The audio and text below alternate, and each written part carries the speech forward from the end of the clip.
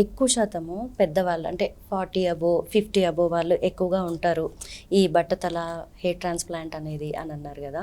So వాళ్ళకి already వాళ్ళకి BP diabetic ఇవన్నీ ఉన్న వాళ్ళైతే ఇలాంటివి అవాయిడ్ చేయాలంటారా?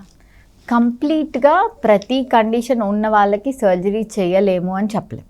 యాజ్ ఐ సైడ్ ఒక 60-year-oldకి మనం సర్జరీ చేయగలిగినప్పుడు ఎనీ ఏజ్ గ్రూప్లో సర్జరీ చేయొచ్చు. బట్ దానికి కొంచెం ప్రీ ఆపరేటివ్ ఇన్వెస్టిగేషన్స్ చేయించుకోవాలి. అంటే ఇప్పుడు డయాబెటీస్ ఉన్నా, హైపర్టెన్సివ్ ఉన్నా, ఆర్ థైరాయిడ్ ఇష్యూస్ ఉన్నా కూడా సర్టెన్ ఇండికేషన్ అంటే సర్జికల్ ఇండికేషన్స్ ఉంటాయి వాళ్ళకి. దానివల్ల సిస్టంలో కొన్ని ఆల్టరేషన్స్ వస్తాయి. అందుకని మనం ప్రీ ఆప్గా వాళ్ళని ఎక్కువ ఇవాల్యుయేట్ చేస్తాం. డయాబెటీస్ కంట్రోల్లో ఉన్న, హైపర్టెన్సివ్ కూడా కంట్రోల్లో ఉండి అన్ని సిస్టమ్స్ బాగా పనిచేస్తున్నప్పుడు ప్రతి మచ్ చేసుకోవచ్చు, ప్రాబ్లం ఏమి ఉండదు.